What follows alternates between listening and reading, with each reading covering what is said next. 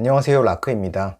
요즘에는 본업을 유지하면서도 다른 것을 잘 해내는 직장인들을 종종 볼 수 있습니다. 이런 성공한 사람들을 보면 참 부럽습니다. 취업을 하면 다일 줄 알았는데 같은 직장인인데 어떻게 이 사람들은 회사 말고 다른 걸로 돈을 잘 버는 것일까요? 직장인 2에서 3년 차 일에 좀 적응한 것 같더니 또 뭔가를 해야 하나 막막합니다. 대부분의 직장인은 부럽긴 하지만 어떤 것에 도전하기보다 현재 상황에 머물게 됩니다.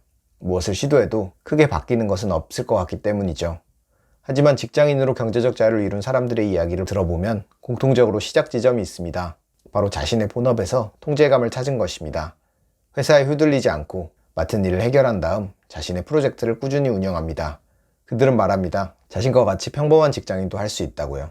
그래서 이번 영상에서는 직장인의 자유가 시작되는 지점에 대해 이야기해 보려고 합니다.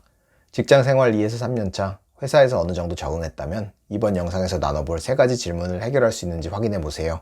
이 질문을 답할 수 있다면 직장을 다니면서 다른 방식으로 돈을 벌고 나만의 것을 찾을 수 있습니다. 첫 번째, 문제를 해결할 수 있는가? 이를 해결하는 기본기를 터득하라. 직장인이 가장 기본으로 해야 하는 것이 뭘까요? 바로 회사가 원하는 문제를 해결하는 것입니다. 회사는 직원이 정해진 일을 해결하고 성과를 달성하기를 기대합니다. 그리고 연봉과 복지 등의 혜택을 제공하죠. 처음부터 일을 잘하는 사람은 없습니다. 하지만 2, 3년 차가 되어도 일이 손에 잡히지 않는다면 이것은 반드시 해결하고 가야 합니다. 아무리 회사 외에 다른 것이 유행하고 있지만 기본적인 역할을 하지 못하면 다른 기회를 찾기 어렵습니다. 일에서 안정감과 감각이 생겨야 다른 것을 시도할 에너지가 생기기 때문이죠. 다행히 어떤 일을 하더라도 해결을 위한 기본기가 있습니다. 사회 초년생이나 이직, 업무가 변경된 분들이 이를 빠르게 파악할 수 있게 기본기 영상을 나누고 있습니다. 다음과 같은 순서로 영상을 보시면 좋습니다.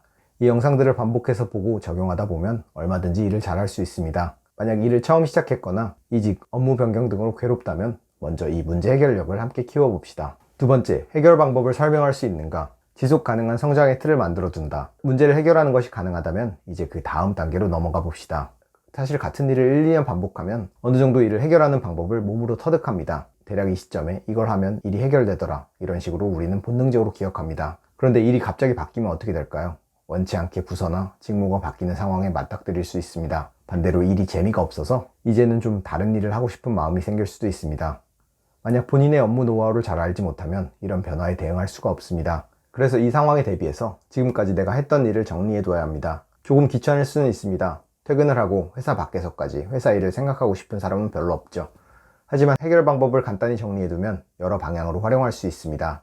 일의 해결 방법을 정리하며 노하우를 이해하게 되고 일을 더 빠르게 해결해서 야근이나 주말 근무를 피할 수 있습니다. 업무 프로세스가 파악되면 언제 어떤 일이 생길지 예상이 됩니다. 이 안정감으로 퇴근 후에 다른 것을 시도할 수 있습니다. 일의 방법을 정리하면 담당 업무, 프로젝트에 대한 해결 방안이 담긴 매뉴얼이 생깁니다. 더 큰 프로젝트를 할 때 나만의 레퍼런스로 활용할 수 있습니다. 각 업무별 해결 방법을 잘 이해한다면 더 나은 조건으로 이직할 때 성과로 활용할 수 있습니다. 업무를 정리하는 과정에서 관심이 있거나 잘하는 것으로 발전시킬 수 있습니다. 이렇게 얻을 것이 많은데 여러모로 바로 해보는 것이 좋을 겁니다. 사람마다 기록 방법은 조금씩 다릅니다. 꼼꼼하게 하나하나 다 적는 스타일도 있고 큰 틀에서 무엇을 했는지 간략하게 적을 수도 있습니다. 중요한 것은 다시 돌아볼 수 있는 형태로 남기는 것입니다. 기본적인 방법은 일정 기간에 어떤 프로젝트를 했는지 적고 각각의 프로젝트에서 얻게 된 성과, 방법, 강점 3단계로 구성하면 됩니다. 최소한 1년에 한 번, 괜찮다면 반기나 분기에 한 번씩 실행하면 좋습니다. 관련 내용은 아래 영상을 참고하시면 좋습니다. 이직을 할 때 준비하면 늦습니다. 미룰수록 나중에 더 어려워집니다. 일에 적응했다면 지금 당장 써보세요. 세 번째, 일을 나의 것으로 만들고 있는가? 성장 시스템 원료를 수집한다. 일도 어느 정도 해결할 수 있고 어떻게 했는지도 정리하고 있다면 이제 본격적으로 회사와 밀당을 할 단계입니다. 번아웃이 올 만큼 열심히 해서 얻는 120%의 성과, 적당한 수준으로 얻는 80%의 성과. 여러분이라면 어떤 선택을 할까요? 아마도 이쪽을 선택하겠죠. 하지만 회사는 보통 전자를 선택합니다. 특별히 회사가 여러분에게 감정이 있어서 그러는 것은 아닙니다.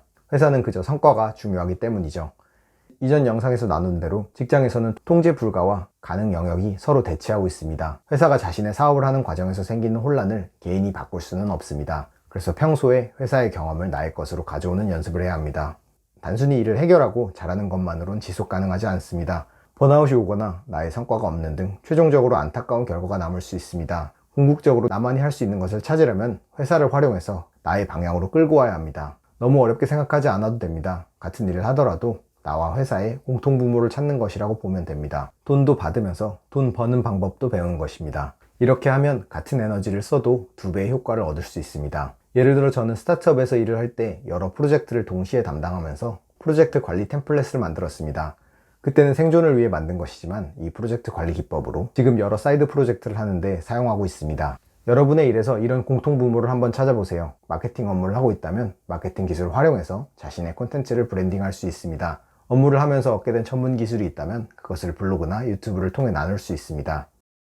회사에 어느 정도 적응한 시점에 직장인이 더 나은 방향으로 성장하는 방법을 나눠봤습니다. 먼저 일을 잘 해결하고 있는지 점검해 봅시다. 주어진 일을 힘겹게 처리하고 있다면 다른 것을 시도할 여유가 없습니다. 업무 기본기를 확실하게 다지고 효능감을 찾아서 다른 것을 할 수 있는 에너지를 확보하면 됩니다. 다음으로 업무 노하우를 기록하며 성장 시스템을 준비해 봅시다. 자신이 어떻게 일을 했는지 기록하면 메타인지가 높아지고 이직, 사이드 프로젝트 등에 필요한 재료를 수집할 수 있습니다. 마지막으로 회사를 나에게 필요한 쪽으로 끌어와 봅시다.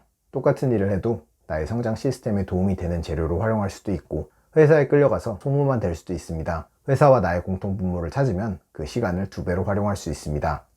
오늘도 영상 봐주셔서 감사합니다. 여러분의 좋아요, 댓글, 구독과 알림 설정은 영상을 만드는 데 큰 힘이 됩니다. 감사합니다.